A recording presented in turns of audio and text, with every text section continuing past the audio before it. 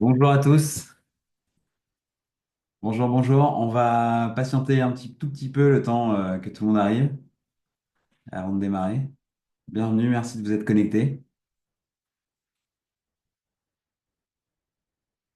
Bonjour Camille, bonjour Charlotte, bonjour Clara, Justine, Laurent, Louis, Mathilde, Célim, Héloïse.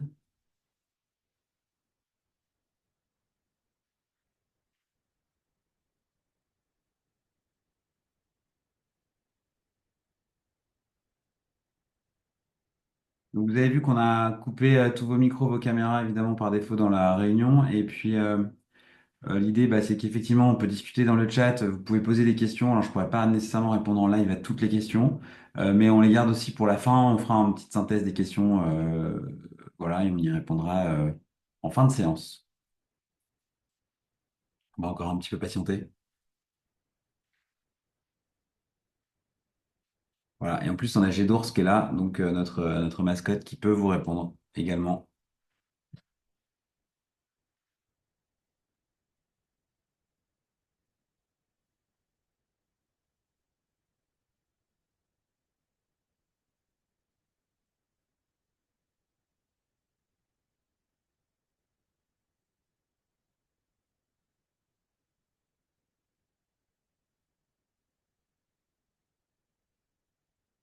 Déjà, je voulais quand même tous vous féliciter d'avoir pris votre pause déjeuner pour parler de retraite. Enfin, en écouter parler de retraite, c'est vraiment chouette.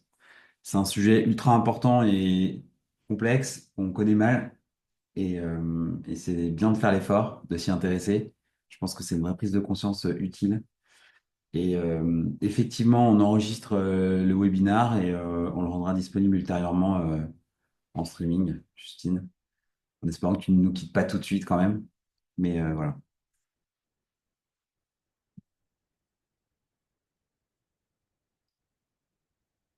On a à peu près, euh, on a à peu près 45 minutes de présentation avec les questions. J'ai pas mal de slides. Voilà, je vais faire au mieux pour tenir dans le délai.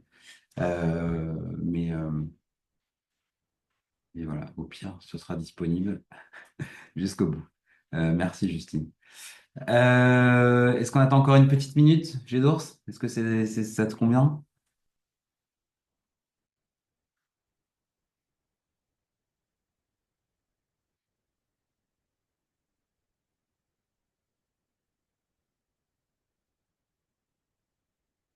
Allez, on attend encore une minute pour démarrer.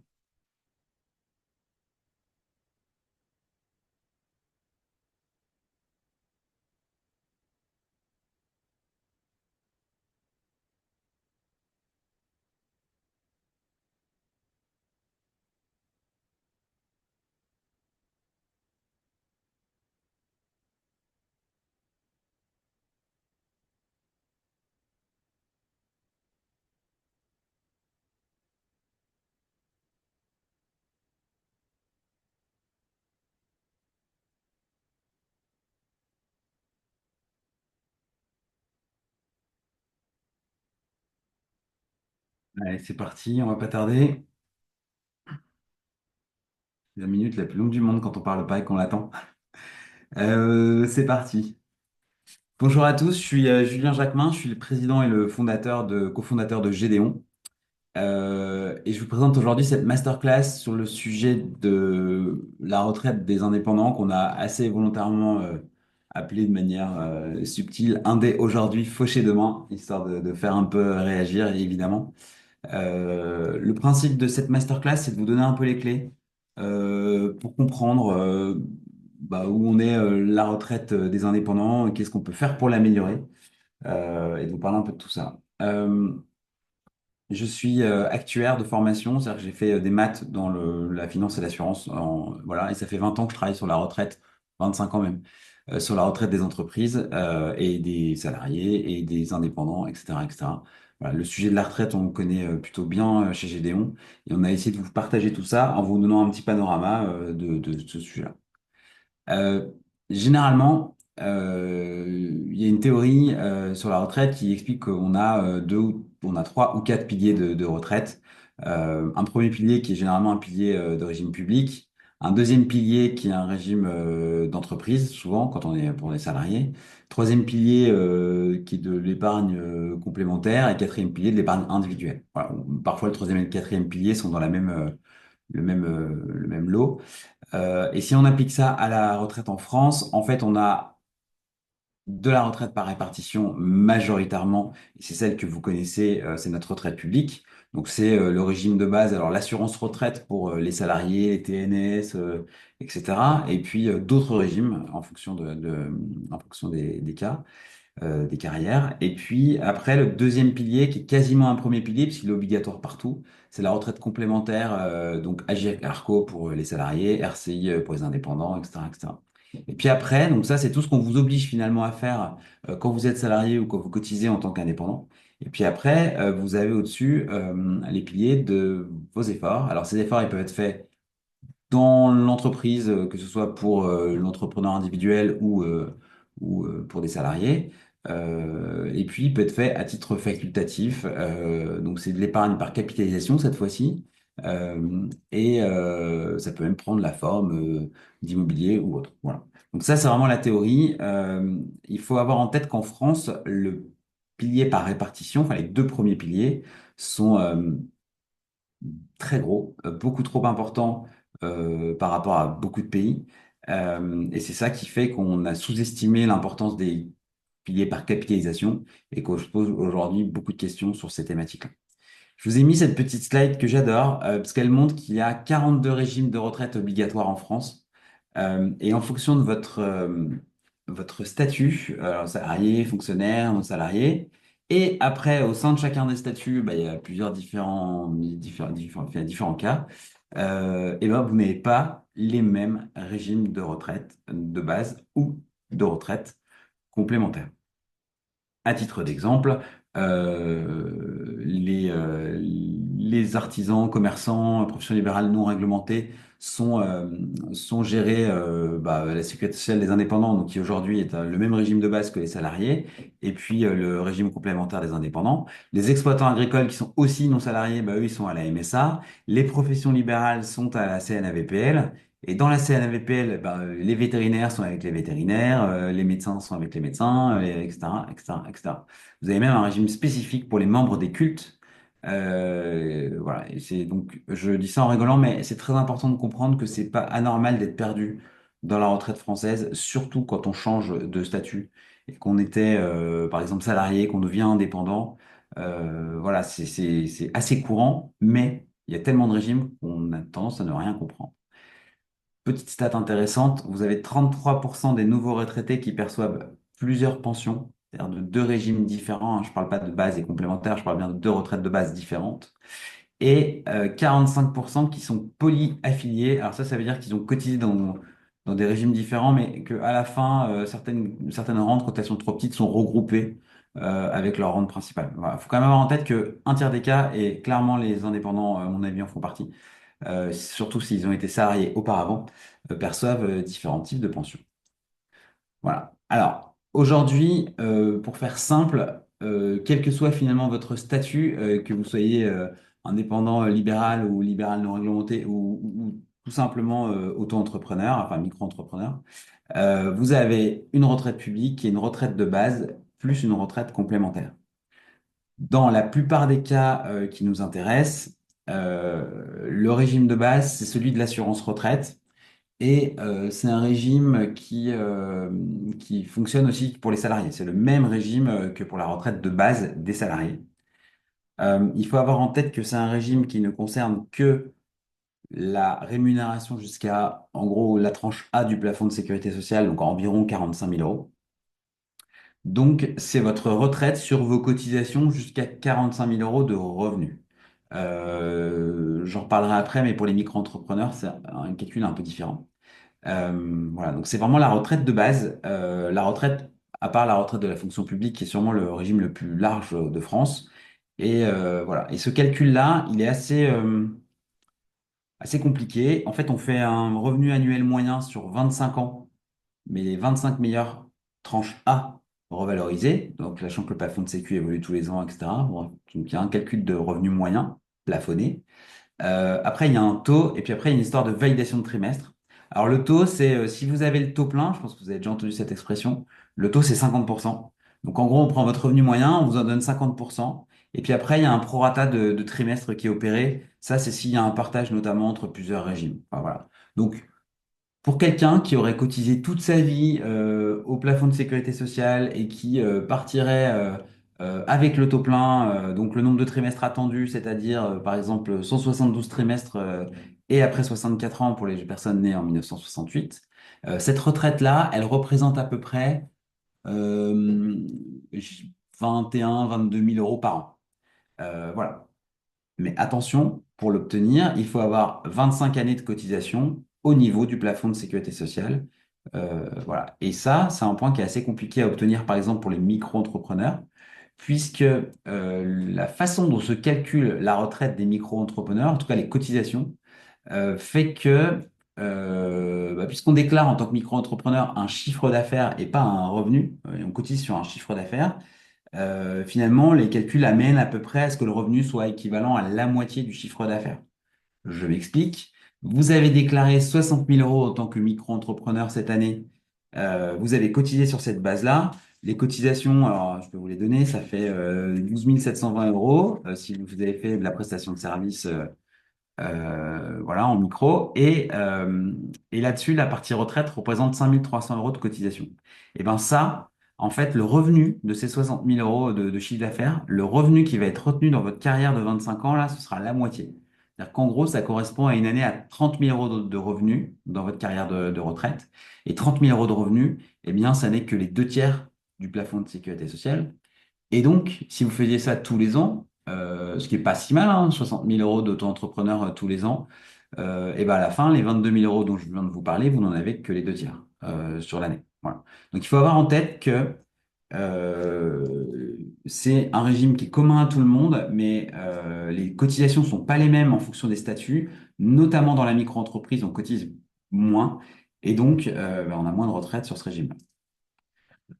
Ensuite, les régimes de retraite complémentaires, eux, pour les indépendants, alors il y en a plusieurs. Enfin, pareil, ça dépend vraiment du statut. Ça peut être le RCI, ça peut être la CIPAV, voilà. Donc, c'est aussi des régimes par répartition, des régimes par points. Et ils sont à la fois contributifs et solidaires. Donc, en gros, on a des retraites qui sont proportionnelles aux rémunérations qu'on a touchées et aux cotisations qu'on a payées. Et la solidarité, c'est plutôt entre les générations et entre les professions.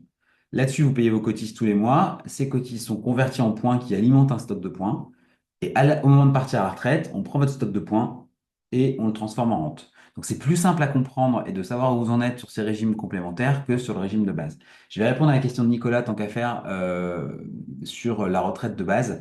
En fait, le fait que vous soyez salarié, cadre, indépendant, si vous avez toujours cotisé au même régime, ce qui sera le cas a priori sur le régime de base, là, dans cet exemple-là en tout cas, vous aurez des années où vos meilleurs revenus, ce sera des tranches A de l'époque où vous étiez salarié, puis des tranches A de l'époque où vous étiez cadre, et puis ensuite, ce sera vos revenus d'indépendant. Et les 25 meilleures années seront calculées sur la moyenne de ces revenus, quel que soit le statut. Ça, c'est pour la partie retraite de base.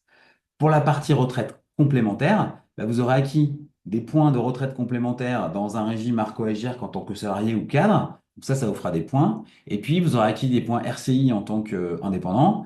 Et ça vous fait d'autres types de points. Et au moment de la liquidation, vous aurez des points Arco-Agir qui seront payés par l'Arco-Agir, des points RCI qui seront payés par RCI, et donc plusieurs pensions différentes payées pour le régime complémentaire. Voilà. Alors, il faut avoir en tête une chose, c'est que il faut être assez conscient que notre régime de retraite, aujourd'hui, ok, il paye les retraites, on cotise, etc. Mais on a un vrai problème avec ce régime de retraite, c'est ses projections futures. C'est un régime qui est par répartition. C'est-à-dire que ce que vous payez ne sert pas à votre retraite, mais ce que vous payez paye la retraite des gens qui sont aujourd'hui à la retraite. Il faut avoir en tête qu'un euro qui rentre à l'URSSAF ou à la Sécu en moins de 48 heures, il est déjà reparti chez quelqu'un. Euh, et malheureusement, la retraite par répartition, ça fonctionne si on est capable de maîtriser des grands équilibres financiers et démographiques. Et malheureusement, ces équilibres ne sont pas respectés aujourd'hui pour plusieurs raisons. Je vais vous donner quelques éléments qui donnent un peu des perspectives là-dessus. Si on se compare aux autres pays, on est le pays qui part à la retraite parmi le plus tôt, en fait. 64 ans, alors c'est mieux qu'avant, mais c'est quand même encore tôt. Les retraites publiques en France sont parmi les plus élevées au monde et les retraités français sont les seuls du monde qui vivent mieux que les actifs en moyenne. C'est-à-dire que le niveau de vie des retraités en France est meilleur que le niveau de vie des actifs et c'est un des seuls pays de l'OCDE en tout cas où c'est le cas. En plus, alors je sais pas si tout ça est corrélé, mais c'est pas impossible, hein, comme ils vivent bien, ils vivent mieux ou plus longtemps. L'espérance de vie en France est dans le top 2 mondial avec le Japon. Tout dépend si on regarde hommes et femmes ou que l'un des deux. Voilà, donc en gros, on part tôt, on a des retraites qui coûtent cher, on les paye pendant longtemps. Et en plus de ça, tout ce qui pourrait nous aider à les financer, c'est-à-dire de la croissance économique, bah, on n'en a pas vraiment et ça fait un petit moment. En tout cas pas de manière durable. Et puis, bah, on pourrait se dire oui, mais finalement, on n'a qu'à prendre plus d'impôts et plus de charges sociales pour payer tout ça. Et le truc, c'est qu'en vrai, on a déjà les niveaux d'impôts et de charges sociales les plus élevés au monde, ou presque. Donc c'est un vrai sujet compliqué. Et enfin, j'ajouterais que tout ce qui est démographie, qui devrait nous aider à financer les retraites futures, vous avez dû lire ces derniers temps que la population mondiale n'augmente presque plus, voire diminue. Et en France, le taux de natalité, qui était un des derniers à tenir le choc en Europe, est en train de chuter aussi. Et ça, c'est problématique, puisque je vous rappelle que ce sont nos enfants et nos petits-enfants qui paieront nos retraites. Et si on n'en a pas, bah, ça va compliquer un peu la donne. Voilà. Donc, tout ça nous laisse vraiment penser que la dernière chose sur laquelle on va, enfin, la chose sur laquelle on va finir par toucher, à laquelle on va finir par toucher, au-delà de l'âge de départ, ce sera le niveau des pensions, ce qui renforcera l'intérêt et le besoin de faire soi-même sa retraite à côté. Alors, voilà, soirée difficile, réveil difficile. Voilà, pourquoi nous on pense qu'on évite de parler de retraite et pourquoi on pense que c'est une erreur. Je vais vous redonner quelques chiffres. En moyenne, un indépendant touche 40% de moins à la retraite qu'un salarié. Ce sont des moyennes. C'est assez compliqué à comparer. Vous le voyez vous-même avec vos carrières très variées. Ceci dit, il y a beaucoup moins de cotisations, encore une fois, pour les indépendants et encore plus pour les micro-entrepreneurs notamment. C'est normal qu'il y ait moins de retraite. Mais en attendant, c'est pas parce que c'est normal qu'on le sait. Ensuite, il faut avoir en tête qu'un indépendant sur trois travaille encore après 65 ans, parfois par choix, souvent par obligation. Et ça, chez les salariés, ça peut se voir chez les cadres, mais ça se voit pas partout. Voilà. Et alors, si on va plus loin, on a même un indépendant sur deux qui n'a jamais fait de calcul pour sa retraite. Cette année, ça fera 22 ans que le droit à l'information retraite est entré dans la loi. Je ne suis pas certain que vous soyez tous des experts de la retraite et que vous sachiez tous comment ça fonctionne, alors que ce droit existe en France.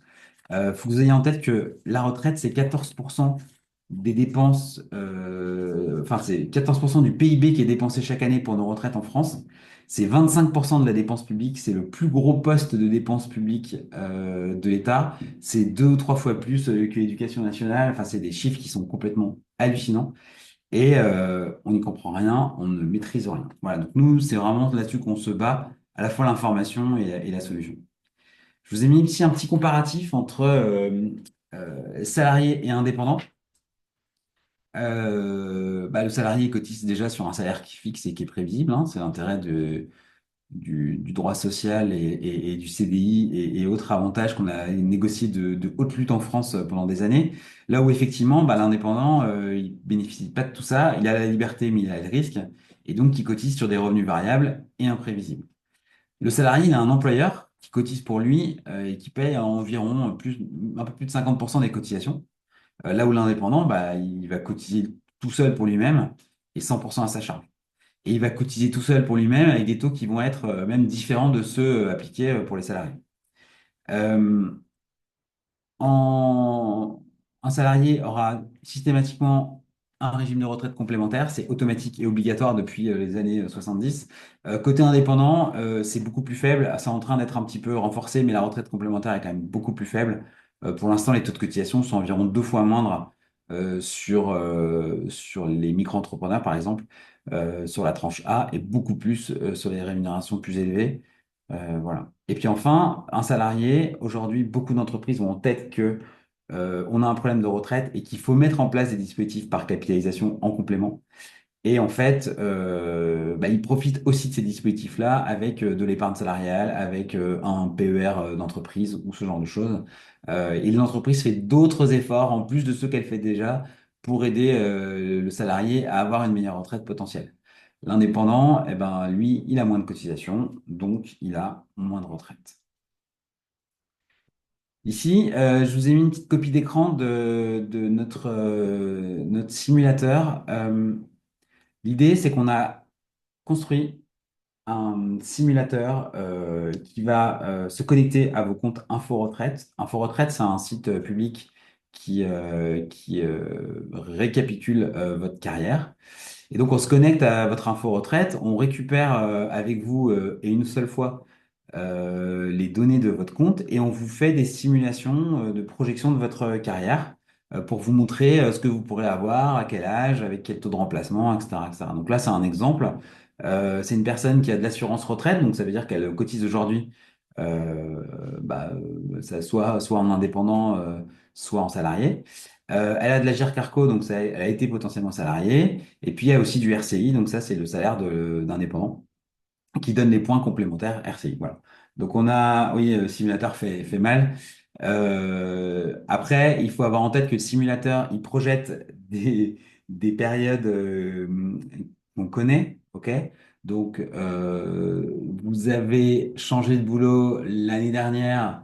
Nous, quand on récupère les données d'info retraite, en fait, vous avez un bout de carrière de salarié, un bout de carrière d'indépendant. On va projeter un peu des deux. Enfin, voilà, c'est vrai que quand vous êtes dans des phases de transition de carrière, les calculs peuvent évoluer dans le temps.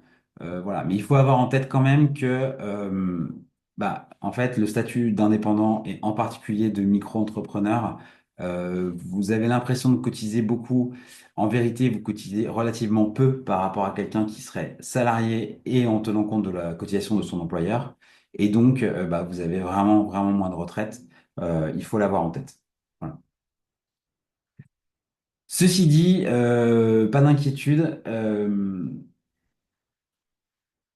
Exactement, Nicolas, c'est l'idée, ouais. Ceci dit, donc pas d'inquiétude, pardon, sur les solutions. Il y a plein de solutions pour se construire un complément de retraite, d'autant que l'État favorise ces solutions. C'est notamment l'arrivée du PER. Alors le PER, il est arrivé en 2019 au travers de la loi Pacte. Il a transformé pas mal d'anciens dispositifs qui étaient déjà tous là, hein, mais qui partaient pas tous le même nom. Et on a globalement maintenant les PER d'entreprise et les PER individuels. Tout ça s'appelle PER.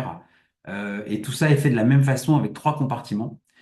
Ces trois compartiments qui peuvent contenir, d'abord le compartiment 1, c'est vos versements volontaires, l'effort que vous faites pour votre retraite.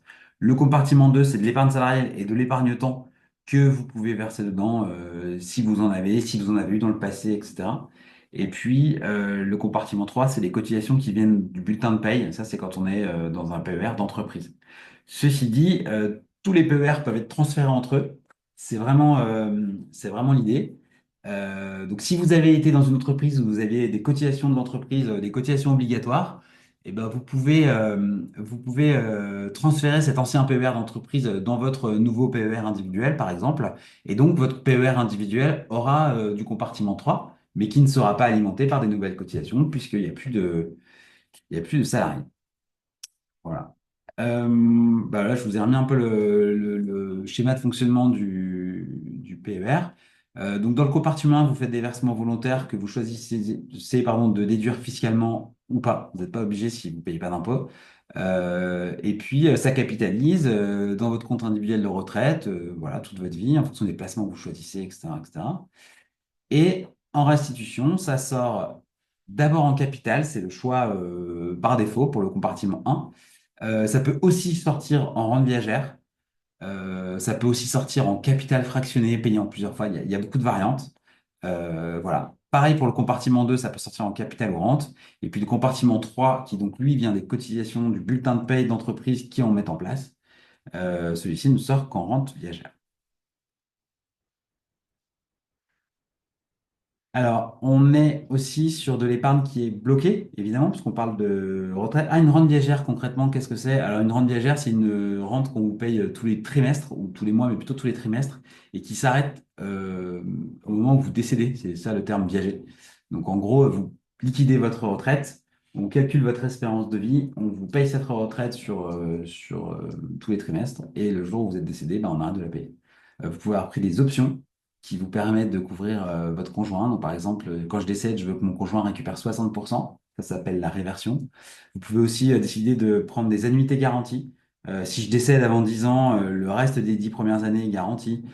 Ou vous pouvez prendre aussi ça c'est pour les jeunes papas qui partent à la retraite, des rentes majorées les premières années et minorées les années suivantes. Voilà, il y a plein d'options de rente. Voilà, c'est un sujet d'espérance de vie. Et voilà. Concernant la sortie anticipée du PER, il y a pas mal de cas de déblocage qu'on appelle accident de la vie, notamment le décès du conjoint au pacsé, l'invalidité du titulaire de ses enfants ou bien du conjoint au pacsé, le surendettement du titulaire, l'expiration des droits au chômage et la cessation d'activité non salariée en cas de liquidation judiciaire. Celle-ci est intéressante puisque ça veut dire que vous alimentez votre PER, notamment en entreprise individuelle, progressivement et vous pouvez éventuellement le récupérer en cas de liquidation judiciaire. Euh, voilà. Et puis acquisition de la résidence principale, ça c'est intéressant. Il faut avoir en tête que si vous avez défiscalisé au moment où vous faisiez les versements, je vais vous en reparler après de la fiscalité, hein, mais, du PER, mais eh bien, si vous défiscalisez et que vous reprenez l'argent pour faire l'acquisition de la résidence principale, vous allez devoir refiscaliser le versement. Donc, il faut se méfier parce que ce que vous avez défiscalisé en plusieurs fois, si vous le sortez en une seule fois, vous pouvez sauter des tranches, l'impôt sur le revenu, etc., etc. Un autre sujet sur lequel on pourrait faire une masterclass, l'impôt sur le revenu, mais on fera ça une prochaine fois. Voilà. Une fois qu'on connaît ça, nous, on a tendance à dire que pour avoir une bonne stratégie retraite, il faut au moins ces trois piliers-là. Un, il faut s'y prendre tôt. La capitalisation, ça marche dans le temps et dans le temps long. Euh, Vous verrez tout à l'heure que commencer à capitaliser à 55 ans ou à 25 ans, ça donne pas du tout, du tout, du tout les mêmes effets, notamment à cause des intérêts sur les intérêts qu'on va percevoir sur le long terme. Donc, qui ont un côté un peu exponentiel dans le placement. Deux, il y a aussi une sorte de prise de conscience à avoir. Vous voyez, nous, on est en train de faire de l'éducation sur le sujet de la retraite parce qu'on pense qu'il y a un besoin de connaissances et que ce sujet-là, à part faire descendre les gens dans la rue pour dire qu'ils sont pas contents et qu'ils veulent la retraite à 62 ans, mais ils savent pas vraiment pourquoi, en fait, ils n'ont aucune idée de ce qui va se passer sur leur carrière. Et la prise de conscience est vraiment importante pour le montant de retraite. Voilà. Donc ça, voilà, utilisez notre simulateur si vous le voulez, utilisez le site d'Info Retraite directement, pourquoi pas. Tout est bon pour essayer de comprendre et de prendre conscience. Et puis enfin, il faut s'imposer une régularité. Euh, il vaut mieux verser régulièrement que des gros montants, déjà. Ça, en finance, c'est un conseil qui est plutôt bon parce que quand vous êtes sur des placements risqués, donc sur les marchés financiers, quand vous versez un petit montant tous les mois, vous achetez à plein de prix différents. Et puis, le jour où vous partez à la retraite, votre épargne, elle aura eu tellement de prix d'achat que vous ne serez pas très sensible à la valeur du marché au jour où vous partez. Alors que si vous investissez tout d'un coup, si vous investissez au moment où le marché était le plus cher et qu'il ne revient jamais à ce niveau-là, bah, vous allez perdre de l'argent. Si vous investissez évidemment au moment où c'était le moins cher de tout jamais, bon bah oui, vous allez gagner beaucoup d'argent, mais c'est beaucoup plus risqué, beaucoup plus dur à maîtriser. Donc la régularité, à la fois vous le sentez moins vous en termes d'efforts financiers, et en plus financièrement, c'est plutôt un très bon conseil. Et puis, petit bonus, il faut rester alerte des réformes des retraites qui sont amenées à évoluer souvent. Euh, on est dans un moment où on discute d'un retour à 62 ans de motion de censure et autres. Et en parallèle, on a le Conseil d'orientation des retraites qui nous explique que finalement, contrairement à ce qu'il nous expliquait il y a 2 ans, peut-être que 64 ans, c'est pas suffisant et peut-être que finalement, les régimes sont encore plus dégradés que ce qu'on pensait. Enfin bref. Donc, euh, on voit pas comment ça peut s'améliorer en l'état et il faut se méfier, ça va continuer de bouger. Voilà. Là, on vous a donné un exemple de quelqu'un qui se met à capitaliser tôt.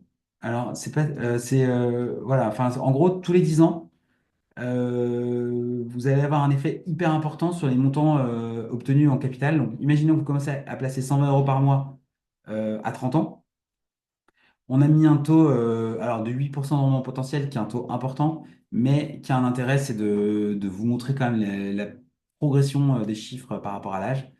Et ben, si vous commencez à 30 ans, vous allez atteindre 243 000 euros d'épargne à 64 ans. Si vous commencez à 60 ans, vous obtiendrez 7 000 euros d'épargne. Voilà. Et à 50 ans, 37 000, et 40 ans, 102 000. Donc il y a vraiment tous les 10 ans un effet très important, et plus on commence tôt, mieux c'est.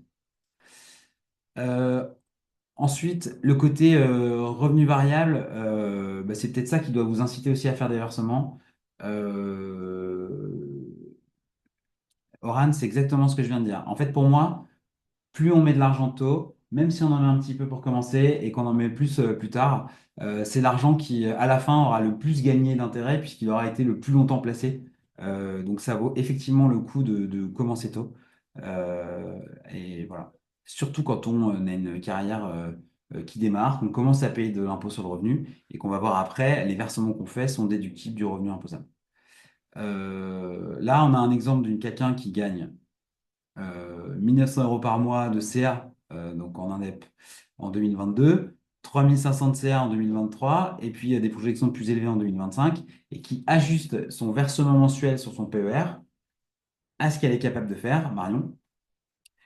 Voilà. Et ben, on peut aussi suspendre les versements. Enfin, il y a plein de choses possibles. Il ne faut pas vous mettre dans un contrat contraignant où vous auriez signé un bout de papier, évidemment, et vous ne pouvez plus rien changer. Mais sur les PER digitaux aujourd'hui, on peut moduler ces versements, et c'est le cas chez Gédéon, par exemple. Voilà. Et essayez de faire ça régulièrement, de bien laisser un petit prélèvement tous les mois, de le faire mettre à la hausse si on a plus de capacité, un petit versement complémentaire si dans l'année on peut. Voilà, tout ça, à la fin, quand vous allez faire votre déclaration d'impôt, vous allez retrouver une économie d'impôt grâce à ça. Donc c'est en plus pas inintéressant de le faire progressivement. Alors justement, l'optimisation fiscale, il faut que vous ayez en tête que l'avantage fiscal du PER, aujourd'hui, il est quand même tout à chacun relativement exceptionnel. Et il y a peu de choses qui sont aussi favorables qui vous bénéficient à vous. Il y a des choses qui sont très favorables quand vous donnez de l'argent à des associations ou quand vous payez quelqu'un pour entretenir votre maison ou former vos enfants ou je ne sais quoi. Là, on parle de vous et votre retraite. En gros, l'État dit, moi, je suis prêt à donner une fourchette déductible chaque année, une enveloppe déductible chaque année à tous les Français pour qu'ils puissent faire des versements pour leur retraite. Cette enveloppe, elle se calcule, c'est le petit truc que vous avez à droite, là, le un et le 2. Elle se calcule comme étant le plus élevé des montants entre, en gros, 10% de vos revenus pro de 2000, enfin, 2023, là c'est écrit 2023, mais c'est de l'an dernier, pour le plafond de 2024 par exemple. Et puis, 10% du plafond annuel au minimum. Donc, chaque année, vous avez, quel que soit votre revenu, au minimum 4 637 euros déductibles de votre revenu imposable que vous pouvez verser dans un PER. Et je vais vous dire un truc qui est assez hallucinant, mais qui est vrai, c'est que même à la retraite, vous avez droit à cette chose-là. Ensuite, si vous gagnez plus, bah, vous avez plus que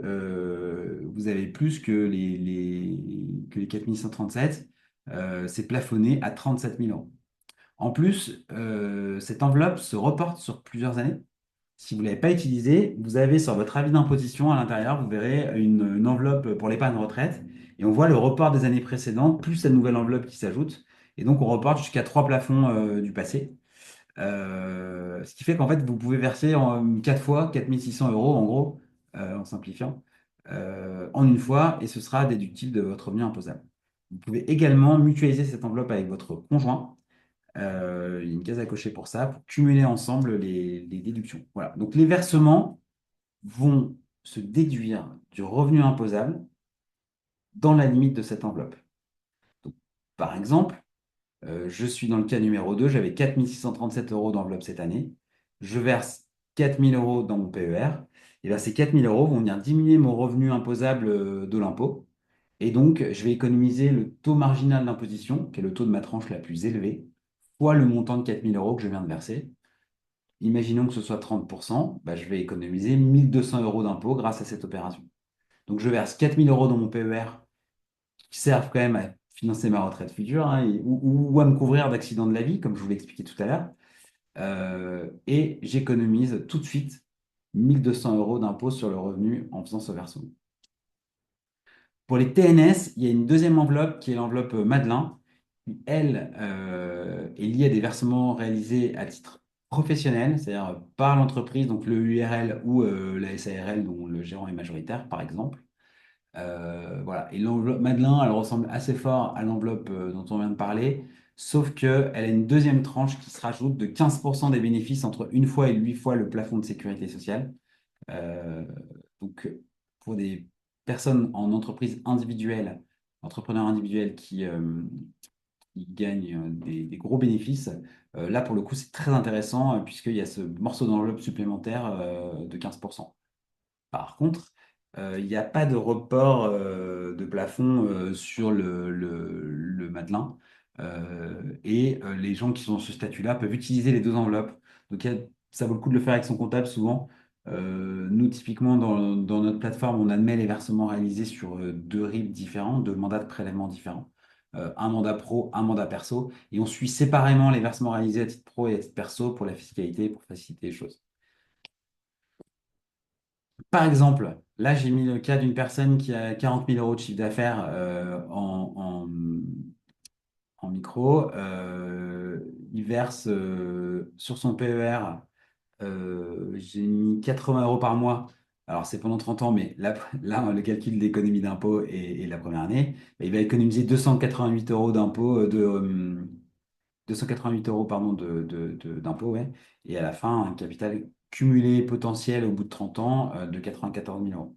Et ainsi de suite. Sur quelqu'un qui fait 70 000 € et qui verserait 120 €, bah, l'économie d'impôt est un peu plus importante, 432 €, etc., etc. Voilà.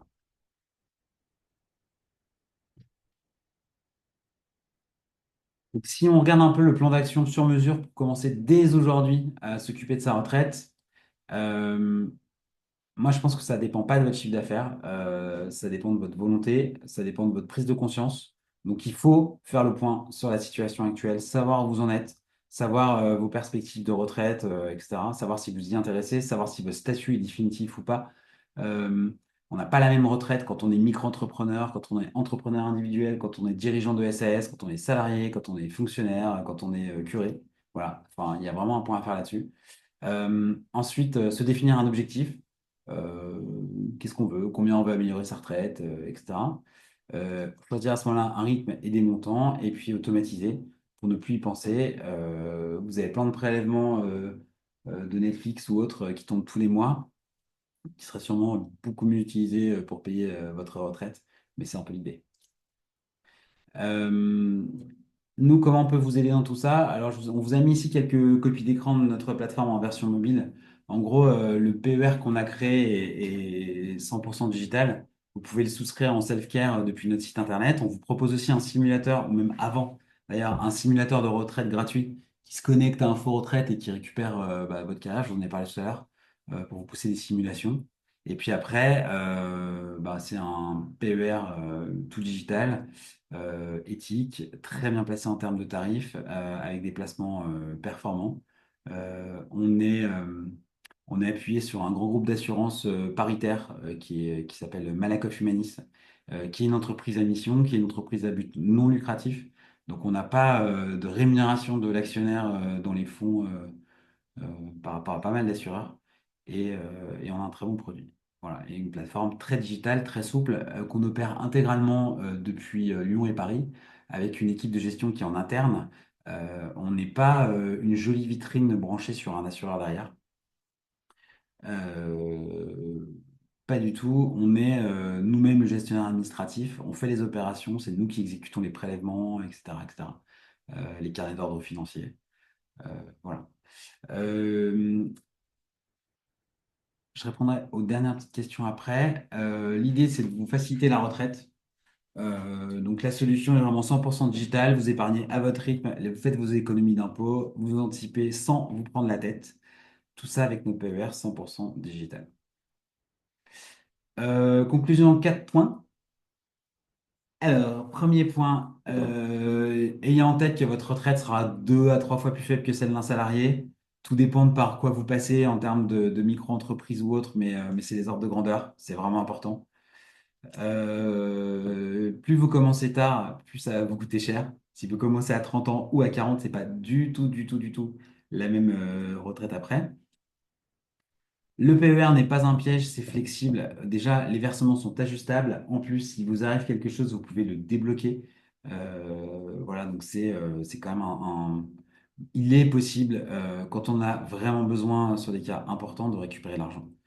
Euh, et enfin, tout ça est financé largement par votre fiscalité, puisque très vite, par rapport à votre âge et votre situation, en fonction de votre âge, pardon, et de votre situation de famille, vous allez avoir des taux marginaux d'imposition qui vont être importants et tout versement va diminuer le haut de vos revenus et donc vous faire économiser votre taux marginal fois le montant versé. Donc encore par rapport à mon exemple de tout à l'heure, vous versez 4 000 € dans l'année, vous allez économiser 1 200 € d'impôts dans beaucoup de cas. Voilà, donc c'est quand même de la retraite qui vous coûte 30% moins cher dans ce cas-là qu'elle pourrait vous coûter si vous deviez la faire tout seul. Alors, je vais regarder vite fait les questions que j'ai ratées. Ah, alors, Justine, si on n'est pas sûr de rester indépendant toute sa vie, on est d'accord que ça vaut tout de même le coup d'ouvrir un PER. Alors, déjà, il faut avoir en tête que le PER que vous ouvrez, alors, vous pouvez l'ouvrir avec l'option Madelin, dont je vous ai parlé tout à l'heure, si vous êtes gérant de SARL ou en EURL, enfin voilà, un vrai TNS. Si vous êtes en micro-entreprise, de toute façon, il n'y a pas d'option Madelin. Et après, les versements, vous pouvez les réaliser à titre perso, quel que soit votre statut. C'est-à-dire, vous pouvez avoir un PER en tant que salarié, en tant que retraité, mais je vous l'ai dit tout à l'heure. Donc finalement, l'ouvrir aujourd'hui en tant qu'indépendant, verser dedans, et puis si vous redevenez salarié, vous dire, bah, je vais peut-être réduire mes versements parce que j'en ai pas forcément besoin, ou alors au contraire, vous allez continuer à vous en servir pour faire des économies d'impôts, parce que comme vous allez avoir peut-être plus de revenus grâce à votre nouveau poste, voilà, bon, tout est possible, mais il n'y a pas de PER à fermer ou pas de changement à faire en cas de changement de statut.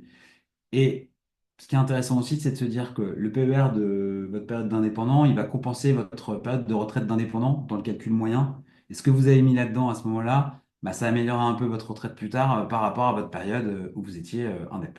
Voilà. J'ai effectivement pas parlé des autres moyens de préparer sa retraite. Il y a plein de solutions. On peut faire de l'investissement locatif, on peut prendre du PEA, on peut prendre des actions, on peut prendre plein de choses, de l'assurance vie. Là, je vous parle du PER parce que pour nous, c'est avec la fiscalité intéressant pour la retraite. Voilà, le fait que ce soit bloqué jusqu'à la retraite rend la fiscalité vraiment très intéressante. Donc on le trouve pertinent et puis c'est ce qu'on pratique. Après, d'autres solutions, effectivement, comme le PE ou autre. Euh, alors, quand on quitte la micro et qu'on devient entreprise, Oran, eh bien, tout dépend du statut que tu choisis. Si tu deviens entreprise type SAS et que tu es dirigeant de SAS, alors il y a d'autres PER. Tu pourras utiliser le compartiment 3 du PER, donc il faudra le faire évoluer ton PER, mais c'est possible. Et puis, si tu deviens gérant de SARL ou EURL, etc., de URL, etc., là, tu es vraiment TNS et effectivement, le PER, c'est le même que pour ta micro, il n'y a aucun problème. Euh, voilà. Alors, si on a une micro et qu'on est également associé dirigeant dans une SAS, le Madelin est-il possible? Alors non, parce qu'en fait, il n'y a pas de Madelin dans une micro et il n'y a pas de Madelin dans une SAS. Mais c'était une question piège. Le Madelin, tu peux l'avoir dans la SARL, Louis, et dans l'EURL. Il faut être vraiment travailleur non salarié. Or, le micro-entrepreneur n'est pas un vrai TNS, il a un régime spécifique. Et le dirigeant de SAS, lui, il est assimilé salarié. Donc, un dirigeant de SAS peut se mettre un PER d'entreprise dans l'entreprise pour cotiser, voilà, mais pas de Madelin sur ces statuts-là. Voilà, je ne sais pas si vous avez d'autres questions. Ah oui, c'est bien compliqué, ouais, ça. C'est ce qui fait la fortune des avocats, des comptables et des contrôleurs fiscaux, ma chère Clara. Euh, pour finir et pour vous remercier, on a mis en place une offre spéciale pour la masterclass. Euh, je finis mon offre, Justine, et je réponds aux deux questions. On offre 50 euros pour toute ouverture de PER avant dimanche soir. On vous a mis le code ici, c'est Master 1D 50. Il faut mettre en place un versement récurrent, même 50 euros par mois sans aucun problème, et on créditera les 50 euros directement sur le PER. Voilà, l'idée c'est de vous mettre un peu le pied à l'étrier, de vous faire voir comme c'est à la fois simple de souscrire et de verser. Euh, Et voilà. Alors, je voulais juste répondre à la question de Justine. Si on arrête le freelancing, peut-on débloquer le PER? Non, on ne peut pas débloquer le PER, sauf pour acheter sa résidence principale et sauf dans un des 5 cas graves dont on a parlé tout à l'heure. Le PER va te suivre pendant toute ta carrière, que tu pourras le transférer chez d'autres assureurs ou sur d'autres dispositifs. Tu pourras arrêter de cotiser. Tu peux arrêter de cotiser d'ailleurs quand tu veux, hein, c'est complètement souple. Mais non, tu ne pourras pas débloquer. Si demain GDon va mal, y a-t-il un risque de perte pour nous ou y a-t-il une sécurité prévue? Alors, évidemment. Alors, Gédéon, je te dis, est filiale d'un grand groupe d'assurance. Et le PER dont on parle, c'est un contrat d'assurance mutualiste qui est porté par un assureur et qui est suivi par l'autorité de contrôle prudentielle française.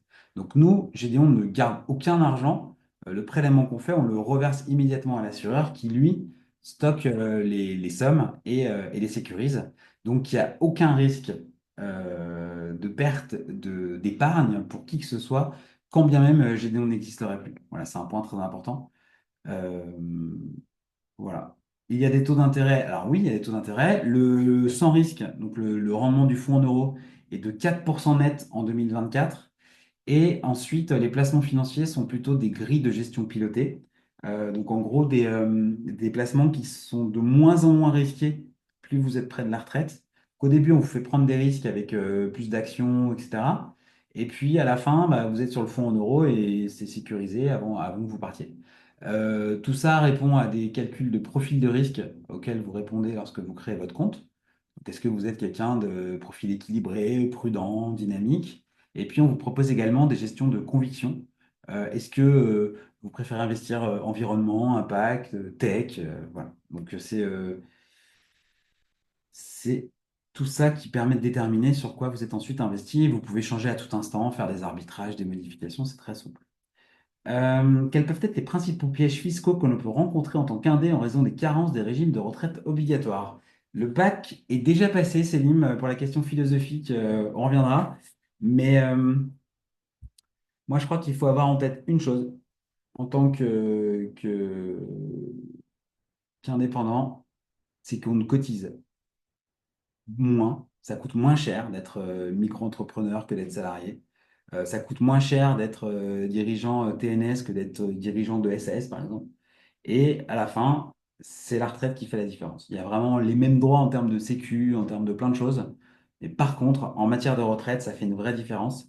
Et il ne faut pas avoir en tête que parce qu'on fait 60 000 euros de chiffre d'affaires en micro-entreprise, eh ben, on a un revenu de 60 000 euros vu de la retraite. Non, vu de la retraite, on a un revenu de 30 000 et ainsi de suite. Donc si vous avez ces éléments-là en tête et que vous faites des efforts complémentaires, globalement, vous savez tout.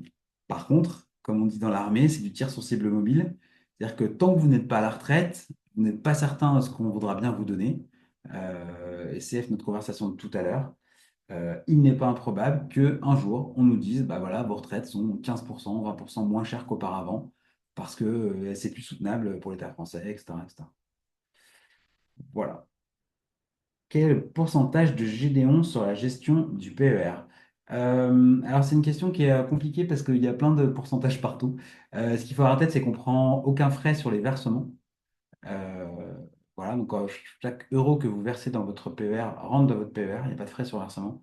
Et ensuite, les frais de gestion sur en cours de tête, c'est du 0,75% par an de l'épargne constituée, qui est dans la moyenne très basse du marché. Voilà, là-dessus, tout est disponible. Charlotte, on pourra envoyer des choses s'il faut. Il y en a aussi sur notre site. Euh, voilà.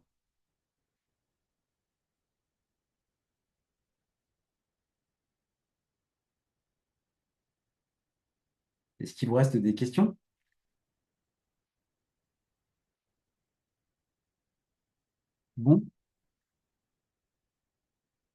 Écoutez, je vous souhaite de bonnes vacances. Merci à tous d'avoir été là. Merci d'avoir participé, d'avoir posé des questions. C'est toujours beaucoup plus sympa, même si on s'est parlé que par écrit. Enfin, je vous ai parlé. Voilà. C'était très chouette.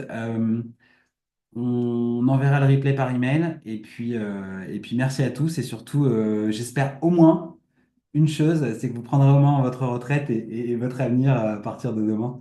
Voilà. Merci beaucoup à tous.